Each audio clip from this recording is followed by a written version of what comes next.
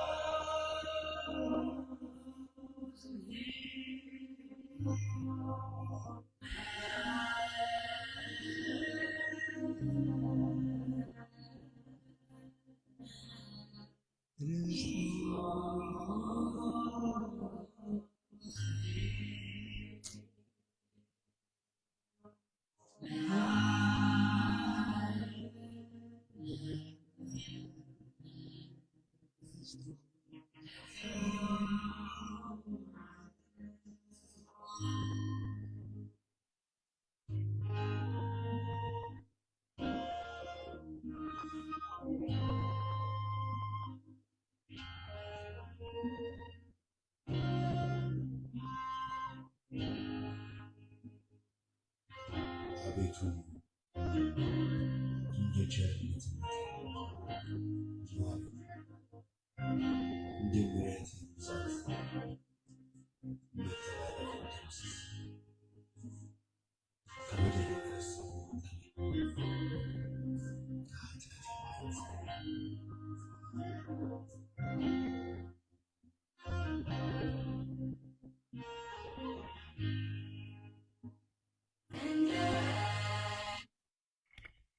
በስመ አብ ወወልድ ወመንፈስ ቅዱስ አሐዱ አምላክ አሜን። በክርስቶስ ወንድሞቼ እህቶቼ የሆናችሁ እንደምን ከረማችሁ? እንደምን ሰነበታችሁ? በቸርነቱ የጠበቀን የዕድሜ ድሃ ያላደረገን የቅዱሳን አባቶቻችን የነቢያት አምላክ የሐዋርያት አምላክ የጻድቃን የሰማዕታት አምላክ የእኛ ፈጣሪ የእኛ ጌታ የእኛ ንጉሥ ልዑል እግዚአብሔር አምላካችን እግዚአብሔር ስሙ ከአጽናፍ እስከ አጽናፍ የከበረ የተመሰገነ ይሁን። እንደምን ከረማችሁ? እንደምን ሰነበታችሁ? ይህን ብሩህ ቀን ይህን መልካም ቀን የሰጠን እግዚአብሔር ስሙ የተመሰገነ ነው።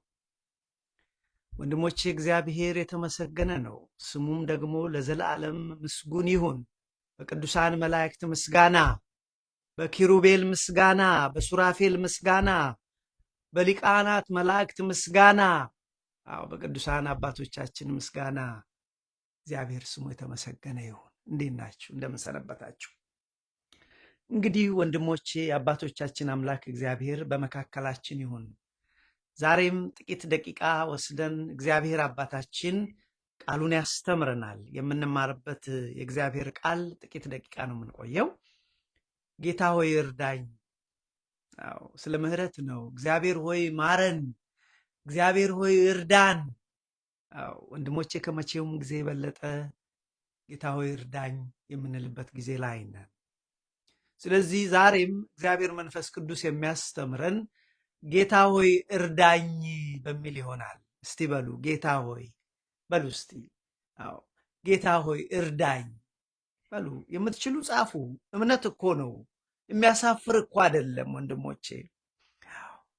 መድኃኔዓለም ክርስቶስ ምንድን ነው ያለው? ስለ እኔ የሚመሰክር በሰው ፊት የሚመሰክርልኝን እኔ ነገ በአባቴ በእግዚአብሔር አብና በመላእክት ፊት መሰክርለታለሁ አለ። ወንድሞቼ አትፈሩ፣ ፍራቻም ያልፋል፣ ነገሮች ያልፋሉ። የዋሃን አንሁን። ሰው በልቡ አምኖ በአፉ መስክሮ ይድናል ይላል እግዚአብሔር ቃል። ይሄ እኮ ሲባል ምን ማለት ነው? በምንሰራበት በምንውልበት በምንቀመጥ በምንተኛበት ባለንበት ሁሉ እኮ የእግዚአብሔርን ክብር መግለጥ ማለት ነው፣ መናገር ማለት ነው። እኔ እኮ የእግዚአብሔር ልጅ ነኝ ብሎ መመስከር ማለት ነው። ሌላ እኮ አይደለም። ምናልባት ማስተማር፣ መዘመር ሁሉ ሰው እንደ ስጦታው ሊሆን ይችላል። ይሄ ግን ብታምን ብትመሰክር ያለው ቃል እኮ ወንድሞቼ ስለ ጸጋ አገልግሎት አይደለም፣ ሁሉ ሰው ሊያደርገው ሳታፍርብኝ አለ ጌታ። ኢየሱስ ክርስቶስ ጌታ እንደሆነ ብትመሰክር፣ አንተ ብታምን ያለው። ስለዚህ ወንድሞቼ አሁን የምትችሉ ጌታ ሆይ እርዳኝ በሉት። እርዳታ ያስፈልገናል ወንድሞቼ፣ በግል ሕይወታችን እርዳታ ያስፈልገናል። በኮሚኒቲያችን ችግር፣ በቤተ ክርስቲያናችን ችግር፣ በሀገራችን ችግር፣ በዓለማችን ችግር እርዳታ ያስፈልገናል። እርዳታ አያስፈልገኝም የሚል ጀግና ማን ይሆን? እርዳታ የማያስፈልገው ሰው ቢኖር እሱ እግዚአብሔርን ያመስግን። ወንድሞቼ የእግዚአብሔር እርዳታ ያስፈልገናል ከመቼውም ጊዜ የበለጠ። ስለዚህ ለዚህ ነው ዛሬ ርዕሳችን ጌታ ሆይ እርዳኝ። ጌታ ሆይ የዳዊት ልጅ ሆይ ማረኝ፣ ጌታ ሆይ እርዳኝ አለች አንድ እናት። ስለ እሱ ነው ወገኖቼ እግዚአብሔር አምላካችን በመካከላችን ሆኖ ምድራዊ ያልሆነ ሰማያዊ ሐሳቡን ያስተምረን። እያችሁ ስለዚህ ዛሬ ጌታ ሆይ የዳዊት ልጅ ሆይ ማረኝ ማረኝ አለች አንድ እናት። ጭንቅ ውስጥ ወደቀች ወንድሞቼ፣ ፈተና ውስጥ ወደቀች። ከአቅሟ በላይ የሆነ ፈተና፣ ሰው ሊረዳት የማይችል ፈተና በገጠማት ጊዜ ጌታ ሆይ የዳዊት ልጅ ሆይ አቤቱ ማረኝ። እንደ ቸርነት ማረን ብለን እኮ ቅድም የዘመረው ነው። እንደ ቸርነት ማረን ያለው እኮ ለዚህ ነው ወንድሞቼ። ስለዚህ ጌታ ሆይ ማረኝ፣ ጌታ ሆይ እርዳኝ አለች። አያችሁ። ስለዚህ የዚህ ትምህርት መሰረታዊ ሐሳብ በተለይ አንዲት ሃይማኖት አልባ የሆነች እናት፣ ልብ በሉና አድምጡኝ፣ ሃይማኖት የሌላት ነገር ግን እምነቷ ታላቅ ሆኖ በመጽሐፍ ቅዱስ ውስጥ የተመዘገበች እናት የጸለየችው ጸሎት ነው። ጭንቅ ነበረባት፣ ፈተና ነበረባት፣ ወንድሞቼ መከራ ነበረባት፣ ሰው ሊያድናት የማይችል ፈተና። ለምን? ሕፃን ልጇ ባጋንንት በሽታ ተይዞ ነበረ። ባጋንንት ሰው ብያስ ሰው ሊረዳው አይችልም። መንፈስ ቅዱስ ነው የሚረዳው። ለምን? ውጊያው ከመንፈስ ጋር ነው። በስጋ የሚዋጉት ውጊያ አልነበረም። ስለዚህ ይሄ ትምህርት ስለ አንዲት ሃይማኖት አልባ ስለሆነች ሴት ታላቅ እምነት ስለተገኘባት ከነዓናዊት ወይም ደግሞ ከአሕዛብ ምድር ስለሆነች እናት ታሪክ ነው። በሱ ውስጥ እኔና እናንተን እግዚአብሔር የሚያስተምረን ነገር አለ። ስለዚህ ይህችን ሴት ልመናዋን ከሰማ በኋላ ከብዙ ባክ ኤንድ ፎርዝ ከብዙ መነጋገር በኋላ ልጄ ሆይ እምነትሽ ታላቅ ነው፣ የጸለይሽው ነገር የጠየቅሽው ነገር ሁሉ ይደረግልሽ፣ ኢት ኢዝ ግራንትድ አላት። ኢት ኢዝ ግራንትድ። ስለሱ ነው ወገኖቼ። ስለዚህ ይህን ቃል የተናገረው ማን ነው? ጌታ ሆይ እርዳኝ ያለው ብለን ብንል ወገኖቼ አንዲት የተጨነቀች ነፍስ፣ ፈተና ውስጥ የገባች፣ መከራ ውስጥ የገባች፣ ፈተና ውስጥ የወደቀ ልጇ የታመመባት ከነዓናዊት ሴት ናት። ይቺ ሴትዮ ሃይማኖት አልነበራትም፣ አሕዛብ ነበረች። ይቺ ሴት እግዚአብሔርን የምታምን ሴት አልነበረችም። የሚደንቅ ነው እግዚአብሔር። ወንድሜ በደንብ አድርገህ ስማኝ። ጉዳዩ የሃይማኖት ጉዳይ አይደለም። ከሱ በላይ ነው የእግዚአብሔር አሰራር። ይቺ ሰው ሃይማኖት አልነበራትም፣ አሕዛብ ከነዓናዊት ነበረች። ግን በእምነት መጣች። መከራዋ ብዙ፣ ፈተናዋ ብዙ። ሴት ልጇ በአጋንንት ተይዛባት ነበረ። በእግሩ ስር ወድቃ ኦ ጌታ ሆይ የዳዊት ልጅ ሆይ ማረኝ ልጄን ማር አይደለም። አያችሁ እቺ ሴት ልጄን ማር አይደለም ያለችው፣ መከራው እሷ ነው። የልጇም ቢሆን መከራው ጌታ ሆይ ማረኝ። እኔ በጣም የሚያስደንቀኝ ርዕሳችን የሚሆነው በእግሩ ላይ ተደፍታ ጌታ ሆይ እርዳኝ። ወንድሞቼ ጌታ ሆይ እርዳኝ በሉ። መከራ ውስጥ አላችሁ፣ ፈተና ውስጥ አላችሁ፣ አረንቋ ውስጥ ወድቃችኋል። ወንድሞቼ በትህትና ሆኜ ውደቁና ጌታ ሆይ ማረኝ፣ ጌታ ሆይ እርዳኝ፣ ጌታ ሆይ እርዳኝ። ይህ ነው። ሌላ ነገር ይዛችሁ ባትሄዱ የዛሬው ትምህርት። ስለዚህ እቺ ሴት ልጇ ባጋንንት የተያዘባት የዛች ሴትዮ ለቅሶ ጩኸት ነው። ልጇ በርኩስ መንፈስ የተያዘባት ከእግዚአብሔር ውጪ ከመንፈስ ቅዱስ ውጪ ሌላ ሰው ሊረዳት አይችልም። እውነት ነው። ባጋንንትን ሌላ ሰው ሊረዳት አይችልም። ምናልባት ቅዱሳን እንኳን የሚረዱት በእግዚአብሔር መንፈስ ቅዱስ ነው። ጸሎት አድርገው ጉዳዩን መጨረሻ የሚፈጸመው እግዚአብሔር ነው። ለምን? ውጊያው ከአጋንንት ጋር ነውና።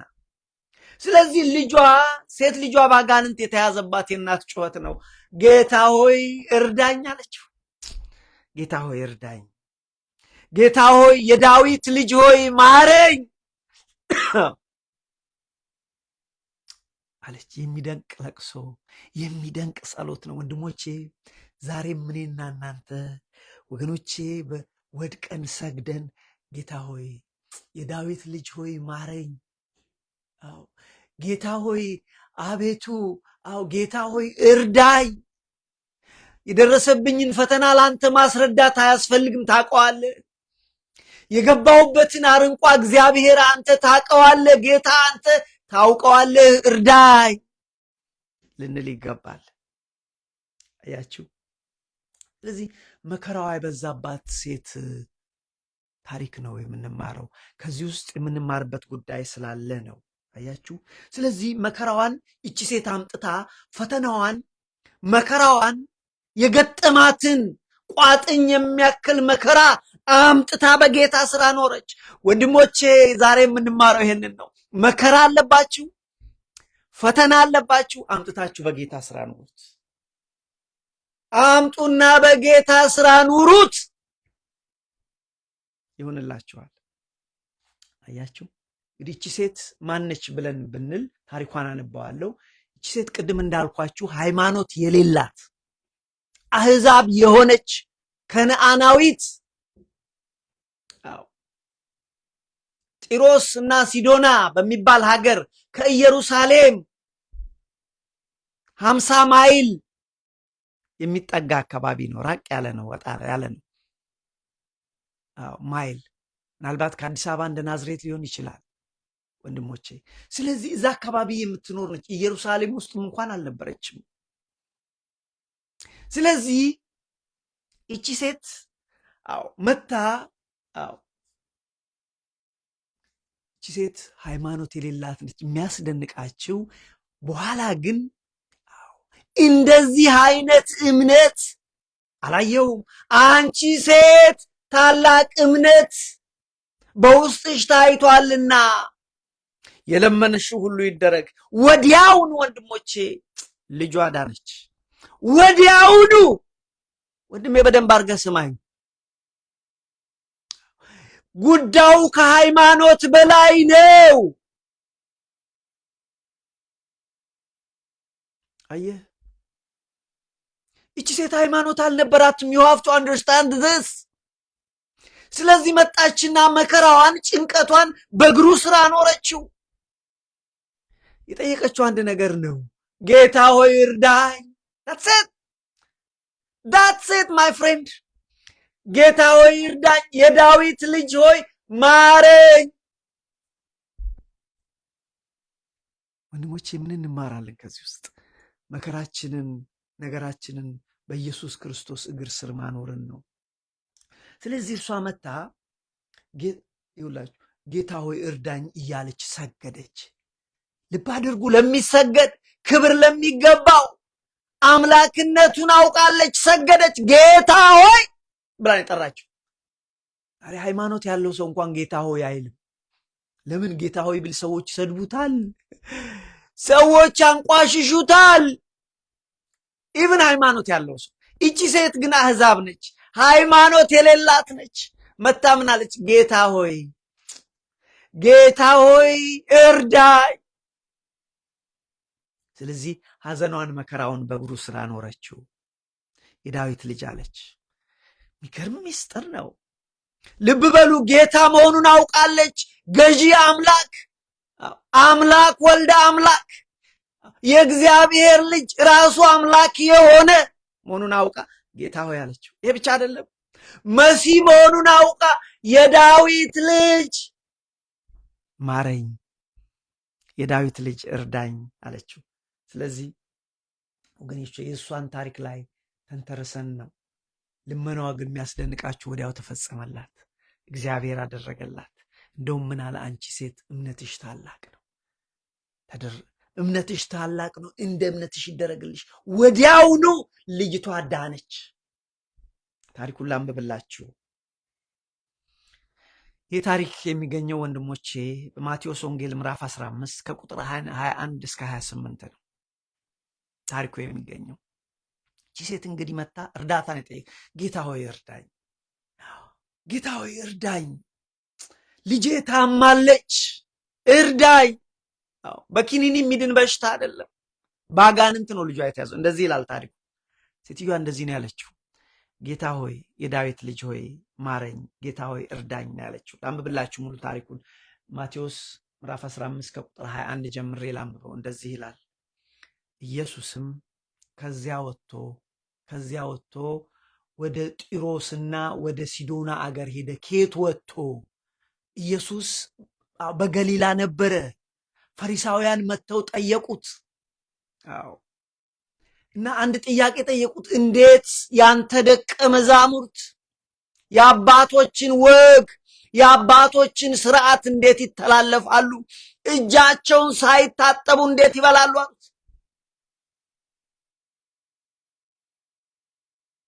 ወደ አፍ የሚገባ የሚበላ ነገር ወይም እጅ ሳይታጠቡ መብላት ሰውን አያረክስም። እጅ ሳይታጠቡ መብላት ሰውን አያረክስም። ነገር ግን ከልብ የሚወጣ ነው ሰውን የሚያረክስ አላቸው።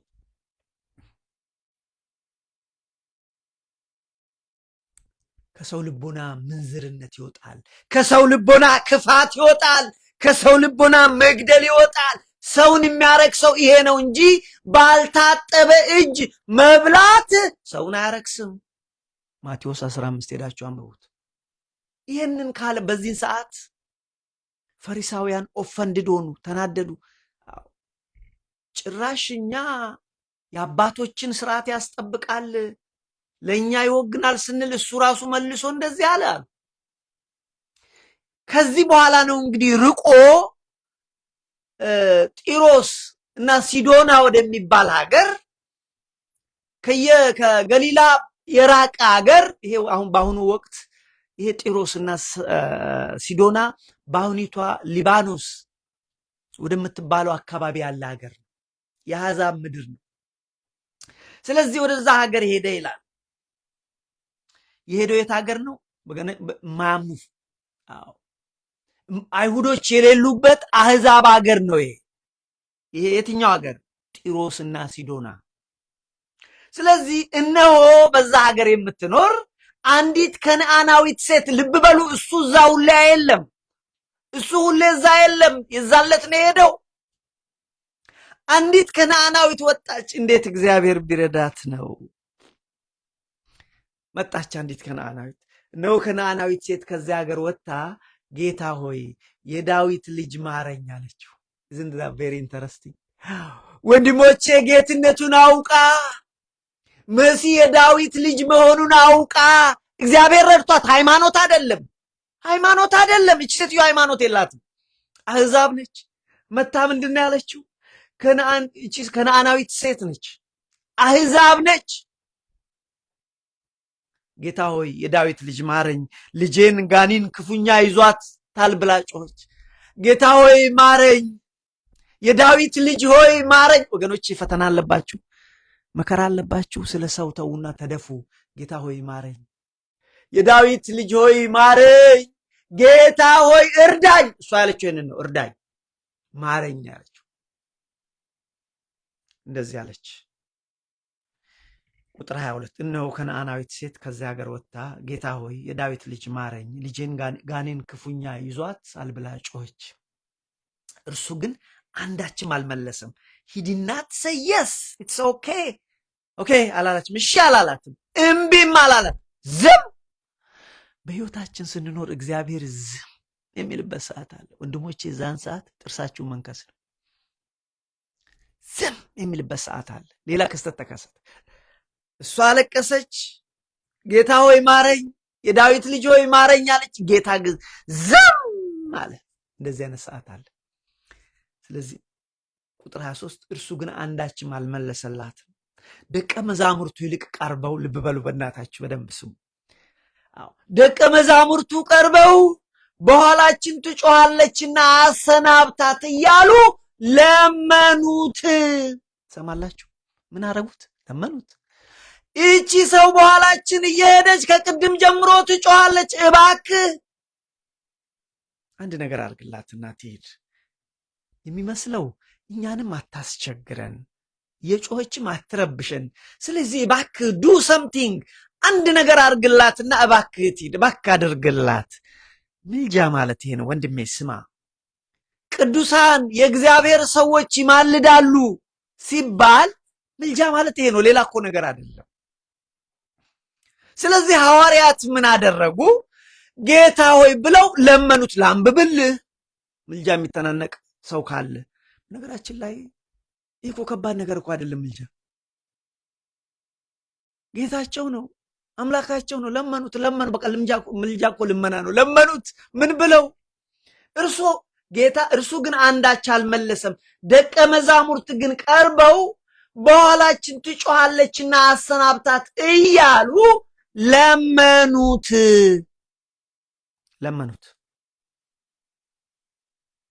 እርሱ መልሶ እንደዚህ አላቸው። ለእሷ መልስ አልሰጠም እስካሁን፣ ለሐዋርያት ግን መለሰላቸው። ለመኑ። ሲለምኑት እባክህ አንድ ነገር ዱ ሳምቲንግ፣ እኛንም አትረብሸን አይነት ይመስላል ነው። ስለዚህ አንድ ነገር አድርግላት፣ ትሂድ።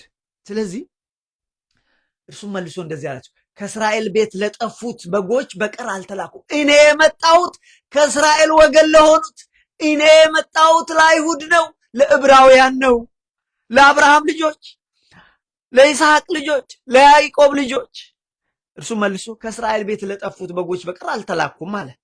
እርሷ እንዲህ ሲል አሁን እንግዲህ ንግግሩ በክርስቶስና በሐዋርያት መካከል ነው። እሷ መጀመሪያ መታ ጠየቀች፣ ለእሱ አልመለሰም፣ ዝም አለ ነው የሚለው ቁጥር 23 ላይ። እርሱ ግን አንዳች አልመለሰላትም። እሷ ማረኝ፣ የዳዊት ልጅ ማረኝ ስትል አልመለሰላትም። ልብ በሉ። ግን ሐዋርያት ሲለምኑት ከነሱ ጋር ግን መነጋገር ጀመረ። እርሱም መልሶ ከእስራኤል ቤት ለጠፉት በጎች በቀር አልተላኩም አለ። እርሷ ግን በዚህ ሰዓት ገባች፣ ጣልቃ ገባች፣ ዘላ ገባች። አሁን አልጠበቀችም። ሁለቱ ነበር የሚያወሩት ሐዋርያትና ጌታ። አሁን ግን ዘለለች። ምን አለች? ጌታ ሆይ። እርሷ ግን መታ እኔ የተላኩት ለአይሁድ ነው ባለበት ሰዓት ቁጥር 25 ላይ እርሷ ግን መታ ጌታ ሆይ እርዳኝ እያለች ሰገደች። አሁን እሺ ድንሰይር ሉክ መጣችና እነሱ ነበር የሚነጋገሩት። ዘላ በመሃል ገባችና ሰግዳ እባክህ እርዳኝ፣ እባክህ እርዳኝ ጌታ ሆይ እርዳኝ እያለች ሰገደች። ቁጥር 26 ላይ እርሱ ግን መልሶ እንደዚህ አላት። አሁን ለእሷን የመለሰው አየሽ አላት፣ የልጆችን እንጀራ ይዞ ለብችሎች መጣል አይገባም። የልጆችን እንጀራ ይዞ ለውሾች መስጠት አይገባም። ውሾች የተባሉት አሕዛብ ናቸው፣ የማያምኑ ውሾች ይባላሉ። ልጆች የተባሉ የያዕቆብ ልጆች ናቸው። ስለዚህ ወንድሞቼ እንደዚህ ሆነ። እርሷ ግን መታ ጌታ ሆይ እርዳኝ እያለች ሰገደች። እርሱ ግን መልሶ የልጆችን እንጀራ ይዞ ለብችሎች መስጠት አይገባም አለች። ጎበዝ ሴት ነች። መልሳ ምን አለች? ኖ አለች። እርሷ ግን አዎ ጌታ ሆይ ቡችሎችም እኮ ከጌታቸው ማዕድ የወደቀውን ፍርፋሪ ይበላሉ። ምን አይነት አርጊመንት ነው ያቀረበችው? ዋት አን አሜዚንግ ሌዲ። ምን እንዳለ ታውቃላችሁ? ጌታ ሆይ እኔ የጠየቅኩት አዎ የልጆችን አይደለም የድርሻዬን ነው። ውሻም እንኳን በቤተሰብ መካከል የውሻነት መብት አለው። እኔ የያዕቆብ ልጅ ባልሆን፣ እኔ አሕዛብ ብሆን፣ እኔ ውሻ ብሆን የውሻነት መብቴን ግን አትከልክለኝ። ምን አይነት ትህትና ነው! አየች፣ እንደዚህ ነው ያለችው። እርሱ ግን መልሶ የልጆችን እንጀራ ይዞ ለቡችሎች መጣል አይገባም አለ። እርሷም አዎ ጌታ ሆይ፣ ቡችሎችም እኮ ከጌቶቻቸው ማዕድ የወደቀውን ፍርፋሪ ይበላሉ። ስለዚህ እኔ አዎ ቡችላ ነኝ፣ ግን የኔ ጌታ ነህ፣ የኔም አምላክ ነህ። ስለዚህ የኔም አምላክ ስለሆንክ ፍርፋሪ መብቴን ግን አትከልክለኝ አለች። ምን አይ ጀግና ሴት ነች! በዚያን ጊዜ ኢየሱስ መልሶ እንደዚህ አለ፣ አንቺ ሴት እምነትሽ ታላቅ ነው። ሴትዮ ከሃይማኖት በላይ ያልኳችሁ ለዚህ ነው ወገኖቼ። የዚች ሴትዮ ሃይማኖት ያልነበራት ሴት ነች። እግዚአብሔር ከሃይማኖት በላይ ይሰራል። ቆርኔሌዎስን ታውቀዋለህ ወንድሜ፣ እህቴ፣ ቆርኔሌዎስን ታውቃለህ? እሱ እኮ ሃይማኖተኛ ሰው አልነበረም፣ ግን እግዚአብሔር በቤቱ ድንቅ አድርገ። እግዚአብሔር እንደዚህ ነው። ለምን አሕዛብም ሕዝቡም ፈጣሪውን መጨረሻ ለዚህ እኮ ነው ክርስቶስ ለአሕዛብንም ሕዝብንም አንድ አደረገ። እንደዚህ አለ። በዛን ጊዜ ኢየሱስ መልሶ አንቺ ሴት እምነትሽ ታላቅ ነው፣ እንደወደድሽው ይሆንልሽ አላት። ልጇም ከዛ ሰዓት ጀምሮ ዳነች። በዚህ ታሪክ ውስጥ የሚያስደንቁ ነገሮች አሉ። ጥቂት ነገር አሁን ትምህርቴን እዘጋዋለሁ። የሚያስደንቁ ነገሮች አሉ። አንደኛ መከራ የተጋረጠባት ፈተና የተጋረጠባት እናት፣ ወላጅ ያውቀዋል። ልጁ ታሞበት፣ ልጇ በአጋንንት ተይዞ፣ ሰው እኮ አያስጥላትም፣ ሰው እኮ አያድናትም። ምክንያቱም መንፈስ ነው። ትልቅ ፈተና ይዞታል። ስለዚህ መከራ የተጋረጠባት ልጇ በአጋንንት የተያዘች ሴትዮ ጩኸት እንሰማለን። ጌታ ሆይ እርዳኝ፣ የዳዊት ልጅ ሆይ ማረኝ። ይህንን እናያለን። እንዲህ አይነት ለቅሶና ጩኸት እናያለን። የሚያስደንቅ ነው። አንደኛ የሚያስደንቀው እቺ ከነአናዊት አማኝ አይደለችም። ወደ አይሁድ ወደሆነ ሰው መታ ነው የምትለምነው። ኢማጂን፣ ያስደንቃል፣ ያስደንቃል። እሷ እኮ በእግዚአብሔር አታምንም፣ አሕዛብ ነች። ሁለተኛ እዚህ ጋር የሚያስደንቀው የጌታ ዝምታ፣ ስትለምነው አይቷት ዝም። ወንድሞቼ በሕይወታችን እግዚአብሔር አንዳንድ ጊዜ ዝም የሚልበት ሰዓት አለ። ያ ጊዜ ከባድ ሰዓት ነው። ያ ጊዜ ድቅድቅ ጨለማ ነው። የዛን ጊዜ ነው ጥንካሬ የሚታ። በደህናው ቀን ምን ችግር አለው? የዛን ጊዜ ነው እንደ ኢዮብ እኮ አለ፣ ስጋዬን በጥርሴ ይዘዋለሁ አለ። የዛን ጊዜ ነው ስጋችንን በጥርሳችን መያዝ። ስለዚህ የሚያስደንቀው የጌታ ዝም፣ እባክህ እርዳኝ፣ የዳዊት ልጅ ሆይ ማረኝ፣ ልጅ በአጋንንት ብላ ዝም አላት። የሚያስደንቀው ሶስተኛው ነገር ሐዋርያት መጡና እየጮኸች ነው ከቅድም ጀምሮ እባክህ ብለው ለመኑት። ወንድሜ ስማኝ፣ ምልጃ ማለት ይሄ ነው። ቅዱሳን ያማልዳሉ ሲባል ይሄ ነው። ሐዋርያት መጥቶ ነው ያልጻፉት። ያውልህ ይሄው እኮ ቁጥር ስንት ላይ መሰለ? እርሱ ግን አንዳች አልመለሰም። ጌታ ግን አንዳች አልመለሰም። ደቀ መዛሙርቱ ቀርበው በኋላችን ትጮኻለችና አሰናብታት እያሉ ለመኑት። በቃ ለመኑት። ዱ ሰምቲንግ፣ የሆነ ነገር አርግላት፣ እባክህ አርግላት፣ እኛንም እንዳትረብሽ ይመስላል። ግን ልመና ግን አለው። አንድላት ዝም ብለው ሂጂ አላሏትም። ሂጂ አንቺ አሕዛብ አላሏትም። እባክህ አንድ ነገር አርግላት፣ ሂድ እባክህ። ለመኑት ይላላ፣ ለመኑት። ከዛስ በኋላ ወገኖች፣ ስለዚህ የሚያስደንቀው ሐዋርያት ግን መጥተው ጌታን መለመናቸው። አያችሁ፣ ምርጃ ማለት ይሄ ነው። ደቀ መዛሙርት ማለዱ። አያችሁ፣ የሚያስደንቀው ጽናቷ። እነሱ ሲነጋገሩ ማለት ክርስቶስ መጀመሪያ ዝም አለ። ሐዋርያት መጥተው እባክህ ብለው ሲለምኑት አይ እኔ እኮ የተላኩት ለእስራኤል ነው ብሎ ሲመልስላቸው፣ ሁለቱ እየተነጋገሩ ሳለ አሁን ግን ዘላ ገባች ሴትዮ፣ በእግሩ ስር ተደፋች። መከራ ሲመጣብን ወገኖቼ በእግሩ ስር መደፋት ትልቅ ነገር ነው። ሸክሟን አመጣች፣ መከራዋን አመጣች፣ በእግሩ ስር አኖረች። መከራ ሲመጣብን እኛም በእግሩ ስር ማኖር ነው ወገኖቼ። በጌታ እግር ስር ማኖር ነው ነገራችንን፣ ሸክማችንን በጌታ እግር ስር ማኖር፣ በክርስቶስ እግር ስር ማኖር። ከዚህ ምንማረው። ስለዚህ ምን አለች? የሚያስደንቀኝ እኔ መታች ሴትዮ ችግሯን ብቻ አይደለም የወተወተችው።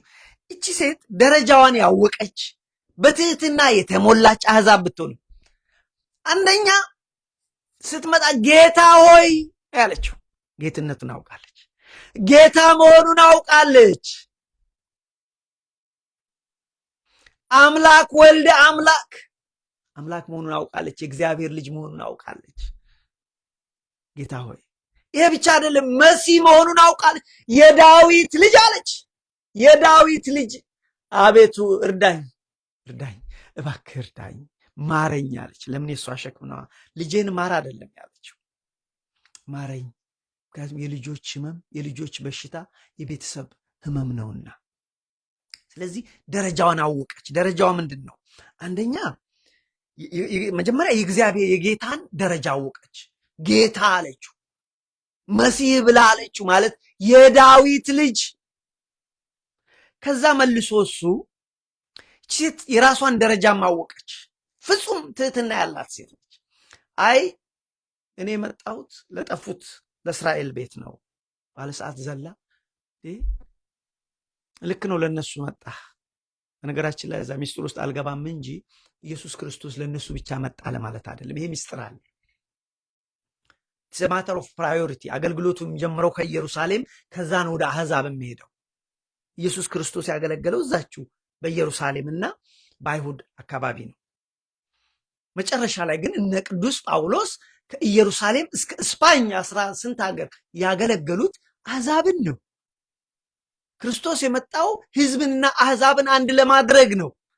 ግን አንድም እሷን ይፈትናት ዘንድ፣ ሁለትም ለእኛ ትምህርት ይሆን ዘንድ።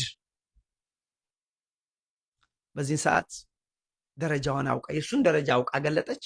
እኔ እኮ የልጆችን ምግብ ለውሾች መስጠት አይገባም ስትለው እኛ ብንሆን ኖሮ ውሻ እኮ አለኝ እኔ በቃ ብላ ጥላል ሄደችም። እች ሴትዮ ውሻ እኮ አለኝ፣ ቤተ ክርስቲያን ሄጄ እከሌ እኮ ውሻ አለኝ ብለን አይደል? ምክንያት አልነበር እኛ የምንፈልገው እኛ ብንሆን።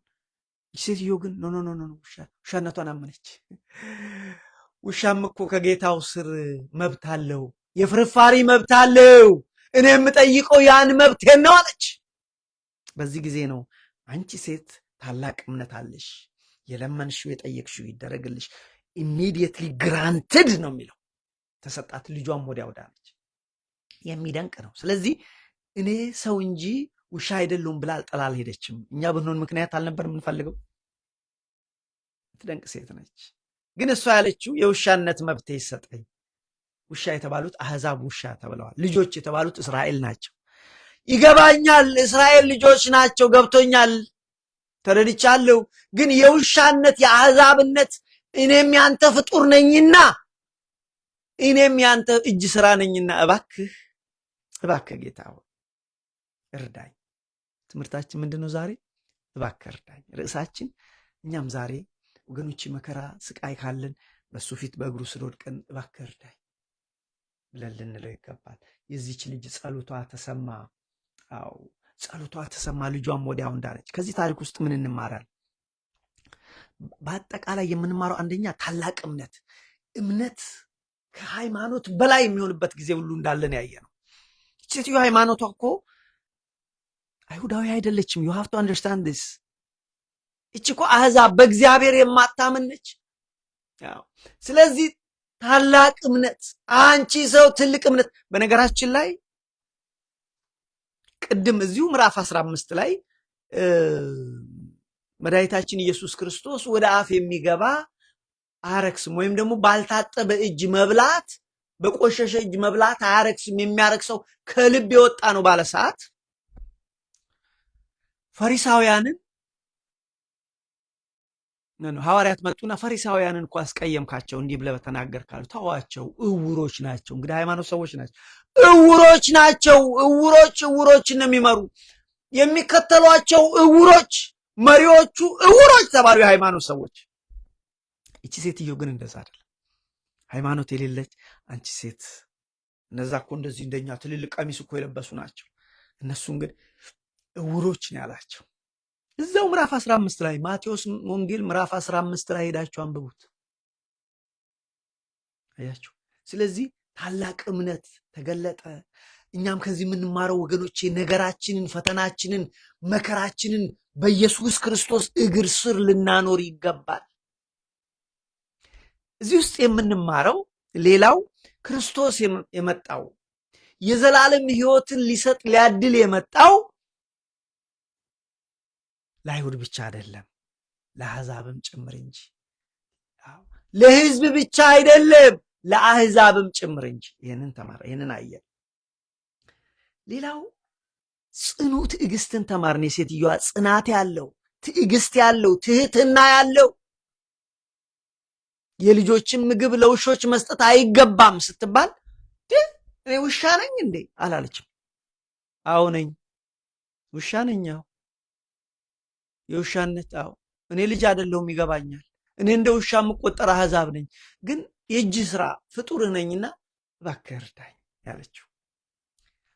እና በዝርዝር ስንመለከት ከዚህ ውስጥ የምንማረው ሳይታክቱ ተስፋ ሳይቆርጡ መከራ ቢበዛም ወገኖቼ በኢየሱስ ክርስቶስ እግር ስር መደፋትን፣ የዳዊት ልጅ ማረኝ፣ ጌታ ሆይ እርዳኝ፣ ጌታ ሆይ እርዳኝ በሉ፣ ጌታ ሆይ እርዳኝ። እንዳትፈሩ ጌታ ሆይ ማለት። ሰይጣን ዛሬ ጌታ ሆይ የሚለውን እንዳንል ብዙ ይሰብካል። ጌታ ሆይ እርዳኝ ሴትዮ ያለችው ማቴዎስ 15 ሄዳቸው አንበቡ። ስለዚህ ሳይታክቱ ተስፋ ሳይቆርጡ መወትወት ወተወተች። አዎ ጸለየች። የዳዊት ልጅ ማረኝ፣ ጌታ ሆይ እርዳኝ አለች። ሌላው የተማርነው እዚህ ውስጥ ትህትናዋ፣ ዝቅ አደረገች፣ ራሷ የስ አለች። እውነት ነው ውሻ ነኝ አለች። እኔ ውሻ ነኝ። እሱን ደግሞ አከበረችው፣ አወቀች። እሱ ማን አለችው? ጌታ ሆይ አምላኩ ያለችው። ሌላ ማን አለችው? እሱ የዳዊት ልጅ መሲህ ሆይ ብላ አለችው። ስለዚህ በጣም የሚደንቅ ነው። ሌላው እንግዲህ የክርስቶስን የጌትነቱን ክብር ያወቀች ሴት ነች። በጌታ በኢየሱስ ክርስቶስ ፊት የተደፋች። አዎ ጥያቄው መብቷ እንኳን ባይሆን እቺ ሴትዮ ምንማሩ መብቷ እንኳን ባይሆን፣ ምክንያቱም እኔ መጣሁት ብሏታል። መብቷ ባይሆንም እንኳ በመዘብዘብ ብዛት፣ በመጨቅጨቅ ብዛት አገኘች። ስለዚህ ወገኖች አንዳንድ ጊዜ መብታችን እንኳን ባይሆን መጽሐፍ ቅዱስ ምን ያስተምረናል? ከጥፋታችን ከበደላችን የተነሳ መብታችን እንኳን ባይሆን፣ ነገር ግን አብዝተን ብንዘበዝበው፣ አብዝተን ብንወተውት ጌታ ያደርግልናል። ለዚህ እኮ ነው እዛ የሉቃስ ወንጌል ምዕራፍ 18 ላይ አንድ አመፀኛ ዳኛ ነበረ ይላል። እግዚአብሔርን የማይፈራ ሰውንም የማያፍር ነበረ። አንዲት ሰው እንዲፈርድላት ዕለት ዕለት ዘበዘበችው ይላል። በኋላ ሰውየው ይቺ ሴትዮ ከምትዘበዝበኝ መብቷ ስለሆነ አይደለም፣ እውነት ስለሆነ አይደለም፣ ከሷ ለመገላገል ከዝብዝቡ ብዛት ከመወትወቷ ብዛት የተነሳ ፈረደላት ይላል። ይሄ ብቻ አይደለም። በሌላ ቦታ ላይ እዛ ሉቃስ ወንጌል ምዕራፍ 11 ከቁጥር 5 ሄዳችሁ ብታነቡ አንድ ሰው እንደዚህ ይላል። አንድ ሰው እንግዳ መጣበት ይላል። ወዳጁ ቤት ይሄድና ወዳጄ ሆይ እንግዳ ድንገት መጣብኝ፣ እባክህ 3 እንጀራ ስጠኝ፣ ሌሊት ነው፣ እኩለ ሌሊት ነው ብሎ ቢለው ያ ጓደኛው እኔ አሁን ተኝቻለሁ፣ በሬም ተዘግቷል፣ ልጆቼም አንቀላፍተዋል፣ አሁን ተነስቼ ልሰጥህ አልችለውም አይለውም። ስለ ወዳጅነቱ ባያደርግ እንኳን አብዝቶ ስለዘበዘበው ተነስቶ ይሰጠዋል። እግዚአብሔር ከዚህ እንዴት አይበልጥማል። ስለዚህ ወገኖቼ መብታችን እንኳን ባይሆን ከድካማችን ከኃጢአታችን እግዚአብሔር እኔን አይሰማኝም በደለኛ ነን ብለን እንኳን ቢሆን ወገኖቼ ምንም አይደል፣ ተመልሰን መተን ንስሐ መግባት እንዳለ ሆኖ ተመልሰን መተን ብንወተውተው ብንዘበዝበው ይደረግልናል። ከዚህ ከከነዓናዊት ሴት መብቴ እንኳን ባይሆን ውሻ ነኝ፣ ግን ያንተ እጅ ስራ ነኝ፣ እባክህ እርዳኝ ብላው ረዳት።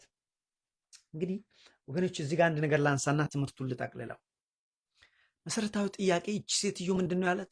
ታላቅ እምነት አለሽ። አሁን እኛ ታላቅ እምነት፣ ጠንካራ እምነት እንዴት እናገኝ? ይሄ ነው ትምህርቱ።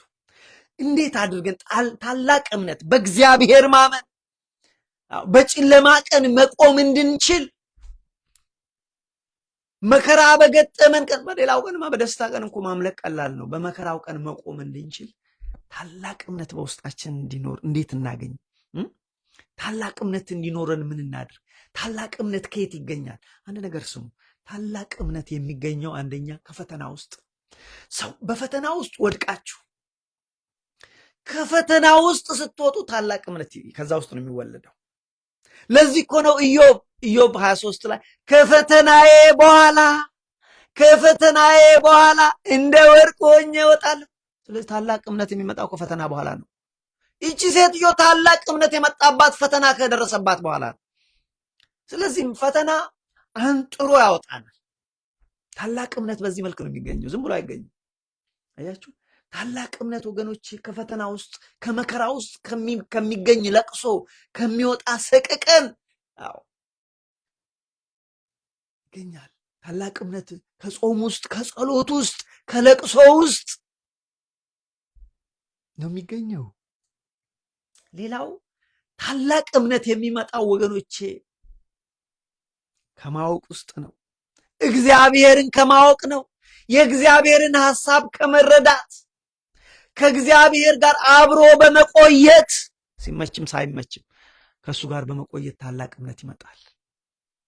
እግዚአብሔርን በማወቅ እግዚአብሔርን በቃሉ በማወቅ በጸሎት በማወቅ በአምልኮት በማወቅ መጸለይ የሚያቅታችሁ ጊዜ አለ። አዎ ያቅተናል። አንዳንዴ ሰዎች አይደለም። በዛን ጊዜ መደፋት ያቅታችሁ ተደፉ። ስለዚህ ታላቅ እምነት የሚገኘው እግዚአብሔርን ከማወቅ እግዚአብሔርን ዘመድ ከማድረግ ከእግዚአብሔር ጋር ጥብቅ ጉድ ሪሌሽንሽፕ በቃ ስትሮንግ የሆነ ሲኖረን ከዛ ውስጥ ታላቅ እምነት the more we know him the more we understand his purpose። ገባችሁ? ስለዚህ እምነት ከታላቅ ከእግዚአብሔር ጋር ካለን ታላቅ ቁርኝት ካለን ታላቅ ዝምድና ዕለት ዕለት ከሱ ጋር ከመቆየት ውስጥ ታላቅ እምነት ይወጣል። ሌላው ታላቅ እምነት ይወጣው የተማርነውን ነገር ወደ ስራ ለመተግበር በምንነሳው አፕ ኤንድ ዳውን በምንነሳው በመውደቅና በመነሳት ከዛ ውስጥ ታላቅ እምነት ይወለዳል።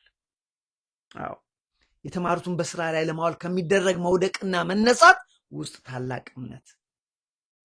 ሌላው ታላቅ እምነት ወገኖች በሚቻል መጠን በቤተ ክርስቲያን ካሉ ወንድሞች እህቶች በሚቻል መጠን ከባድ ነው። በእግዚአብሔር ቃል ካሉ ሰዎች ጋር አብሮ በማምለክ አብሮ በመወያየት በመማማር ከዚህ ሁሉ ውስጥ ይመጣል። ስለዚህ ወገኖች በዚህ መልክ እምነት ያድጋል። በነገራችን ለእምነታቸው ያደጉ እምነታቸው ጠንካራ የሆኑ ቤተክርስቲያኖች ነበሩ፣ ግለሰቦች ነበሩ። ለምሳሌ በሐዋርያት ሥራ ምዕራፍ 16 ላይ እምነቱ ጠንካራ ከሆኑት አንዱ ጢሞቴዎስ ነው። ቅዱስ ጳውሎስ በደርቤና ልስጥራ ስንሄድ እምነቱ ታላቅ የሆነ ጢሞቴዎስ ተገኘ ይላል። ሊወስደው ፈለገና ገርዞ ነው የወሰደው። እምነቱ ታላቅ ነበረ። በቤተሰቦቹ በአያቱ ዘንድ በእናቱ ዘንድ የነበረው እምነት ከዛ ወደ እሱ የመጣው ታላቅ ነበረ። ታላቅ እምነት ኖረው ጢሞቴዎስ።